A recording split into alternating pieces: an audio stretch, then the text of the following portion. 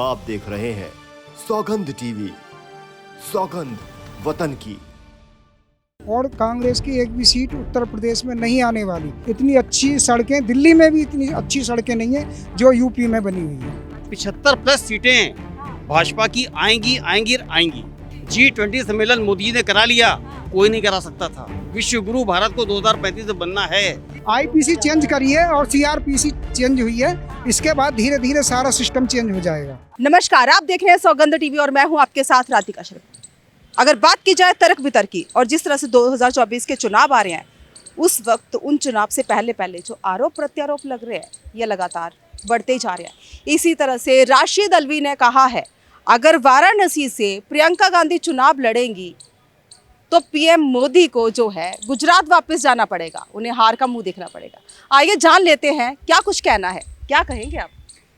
मैं ये कहूँगा कि राशिद अल्वी जी को वो राजनीति का ऐसा लगता है कि उन्हें कोई ज्ञान ही नहीं है। अच्छा। और उनको ये पता होना चाहिए कि तुम्हारी एक भी सीट नहीं आने वाली। उस प्रियंका की तो बात छोड़ो, प्रियंका की जमानत जब्त होगी और कांग्रेस की एक भी सीट उत्तर प्रदेश में नहीं आने वाली। एक भी सीट लेके दिखा देना यूपी में तो मैं मान जाऊं। और मोदी को तो क्या हरा पाएंगी वो? मोदी को क्या हरा पाएंगी, लेकिन जनता की लहर कुछ और ही कह रही है। जनता की कोई लहरें सब मोदी जी और योगी जी के साथ हैं।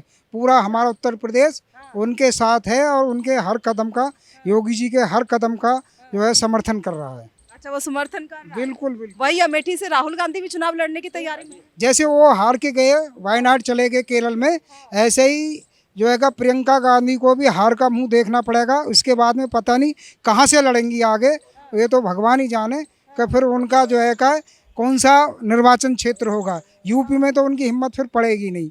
जैसे पाँच साल के बाद में जब मोदी जी से इलेक्शन हारेंगी, इसके बाद उन्हें नहीं पता चलेगा कि वो वायनाड भागें या कहीं दूसरी जगह भागें, कौन से प्रदेश में भागेंगे। लेकिन जिस तरह से रुख देखने को मिल रहा है, जनता का कहना है कि इस बार कांग्रेस ही आएगी, मोदी सरकार कुछ नहीं कर रही है। मैं कह रहा हूँ जी यूपी में, क्योंकि हमसे नहीं पर हम स्थानीय निवासी हैं यूपी के, जो योगी जी ने कर दिया उत्तर प्रदेश के अंदर, आज तक मैंने अपने जीवन में इतना बड़ा काम नहीं देखा।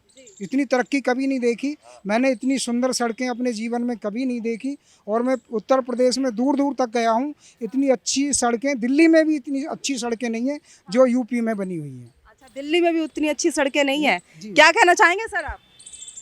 मैम देखिए, जहाँ तक यूपी का सवाल है, जिसको कहते हैं ना परिवर्तन संसार का नियम है, उसकी शुरुआत हो चुकी है। दिस इज नेचर लॉ, ये हम नहीं कह रहे हैं, दिस इज नेचर लॉ, प्रकृति का नियम है कि तख्ता पलट होता है और होगा।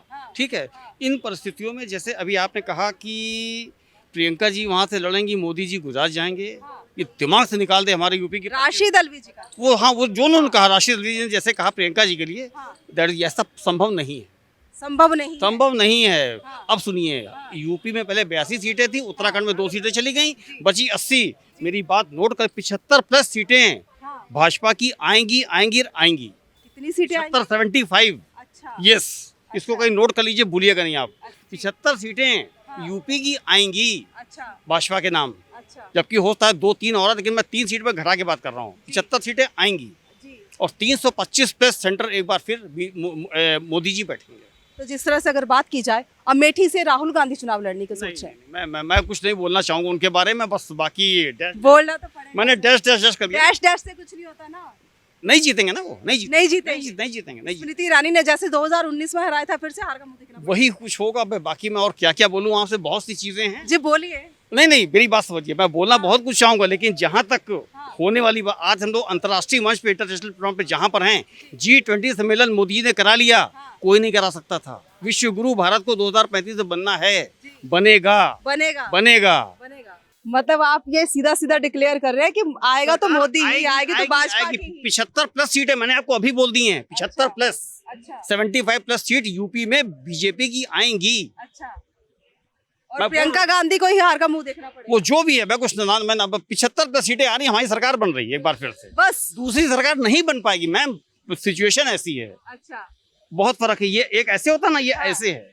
एक 19-20 होता है, ये 10-20 का रेशियो है। लेकिन जिस तरह से राहुल गांधी ने पहली बार जब भारत जोड़ो आंदोलन चलाया था, उसके बाद कर्नाटक हो, राजस्थान हो, हिमाचल, उसमें कांग्रेस जीती है, तो अब दूसरा भी चल रहा है। वो अपनी जगह, वो बात अपनी जगह, हमने आपकी बात को माना, वो अपनी जगह है। बट लेकिन जो 2024 आ रहा है ना, वो भी हमारे आपके सबके सामने है। तो क्या क्या लगता है, सही कह रहे हैं? बिल्कुल सही कह रहे हैं वो, 100% 80 भी सीट आ सकती हैं, ये नहीं है 80 की 80, 75 तो सीट पक्की है। हाँ 75 हाँ 75 सीट तो आनी है, इसमें तो कोई संदेह नहीं है। यूपी के अंदर 75 सीट तो आनी है। अच्छा जी। और जहाँ तक कांग्रेस ने किया ही क्या इस देश के लिए, अगर कांग्रेस ने इतने गंदे कानून बनाए हैं इस देश के खिलाफ और सनातनियों के खिलाफ, तो इतने गंदे आज कानून, से 70 साल पहले जो है, आज से 2014 से पहले 70 साल तक कांग्रेस ने ही राज किया है, सब तो उन्होंने ही बनाया है। पर किसी को ये नहीं पता थी कि कांग्रेस ने हिंदुओं का दमन करने के लिए आर्टिकल 30 भी बनाया है, जिसमें जो है का हिंदुओं को कोई भी जो है का धर्म अपने जो मंदिरों में धार्मिक शिक्षा नहीं दे सकते थे। और ऐसे ही आर्टिकल 38, ये किसी को भी नहीं पता था कि कांग्रेस ने आर्टिकल 38 बना दिया, जिसमें हमारे जो मंदिरों का जितना भी पैसा आएगा वो केवल भारत सरकार, जो बड़े बड़े मंदिर हैं वो भारत सरकार अपने अंडर में ले लेती है, और जो अन्य ईसाई और मुसलमान हैं वो अपने समाज पे पैसा खर्च करते हैं। तो मोदी के आने के बाद चेंजेस हुए हैं उसमें? चेंज तो अब धीरे धीरे हो रहे हैं, पर पता चल रहा है ना जनता को कि पहले ये जो खतरनाक कानून बनाए थे, अभी आईपीसी चेंज की है, आज अभी सुनो, आईपीसी चेंज करी है और सीआरपीसी चेंज हुई है, इसके बाद धीरे धीरे सारा सिस्टम चेंज हो जाएगा। जी हाँ। तो मेन प्रियंका गांधी नहीं आएगी? नहीं, कोई प्रश्न ही पैदा नहीं है। कोई प्रश्न ही पैदा नहीं होता प्रियंका गांधी का वाराणसी से जीतने का। ठीक है, तो ये कुछ कहना है जनता का कि आएंगे तो मोदी ही 75 या 78 सीटों के साथ यूपी में। आपके क्या सुझाव है, हमारे साथ जरूर साझा करें। इन्हीं सब खबरों के लिए जुड़े रहिए हमारे साथ, देखते रहिए सौगंध टीवी। कैमरामैन अंकित के साथ राधिका शर्मा। आप देख रहे हैं सौगंध टीवी, सौगंध वतन की।